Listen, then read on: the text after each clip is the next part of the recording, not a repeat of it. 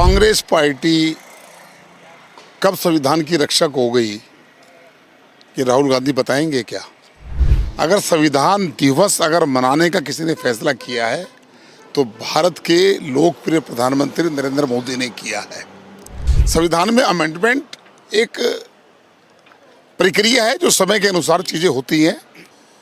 कांग्रेस की ओर से संविधान की रक्षा अभियान की शुरुआत यानी कि आज 26 नवंबर से की जा चुकी है।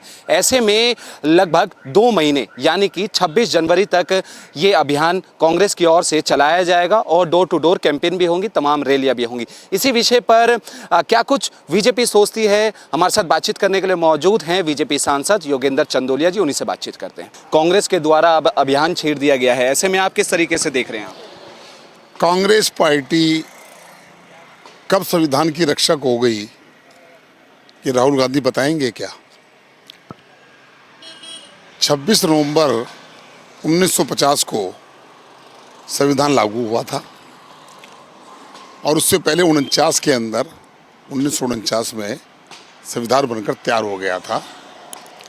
1947 से लेकर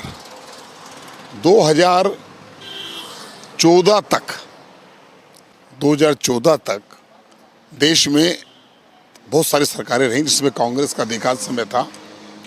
अगर संविधान दिवस मनाने का किसी ने फैसला किया है तो भारत के लोकप्रिय प्रधानमंत्री नरेंद्र मोदी ने किया है। आज केवल नकल करने के अलावा कुछ काम नहीं है। संविधान दिवस हमने मनाया है। संविधान की पालना भारतीय जनता पार्टी लोकसभा में संविधान को चूमकर प्रधानमंत्री जी ने कहा है। संविधान में संशोधन होना ये समय की आवश्यकता अनुसार बातें होती हैं। शाहबानो के मामले में राजीव गांधी जी ने संविधान में अमेंडमेंट किया तो राजीव गांधी जी ने संविधान के साथ खिलवाड़ किया था क्या?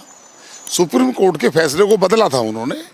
संविधान में अमेंडमेंट एक प्रक्रिया है जो समय के अनुसार चीजें होती हैं। धारा 370 संविधान में अमेंडमेंट हुआ है, उसको खत्म की गई है, जिसको लेकर पेट में दर्द है राहुल गांधी जी के। वो इसी को संविधान का खतरा मान रहे हैं। धारा 370 आज देश की आवश्यकता थी। कांग्रेस नेता राहुल गांधी ने अभी ये भी कहा है कि पीएम मोदी ने देश का संविधान नहीं पढ़ा है। राहुल गांधी क्या कहते हैं उनकी बात को मैं नहीं जाता।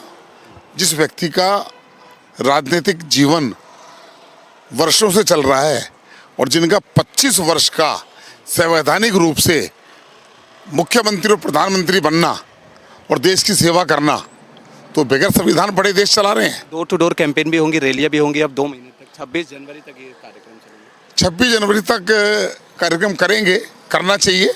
हर राजनीतिक पार्टी को जनता में दिखना चाहिए कि कितना करेंगे कि समय बताएगा। महाराष्ट्र में वोट ढींग मार रहे थे, ठीक है, क्या हालत हुई महाराष्ट्र के अंदर? सब लोगों को, नकली लोगों का जमाना बदल गया है। और अगर वास्तव में कोई संविधान की रक्षा करेंगे तो देश के प्रधानमंत्री नरेंद्र मोदी करेंगे।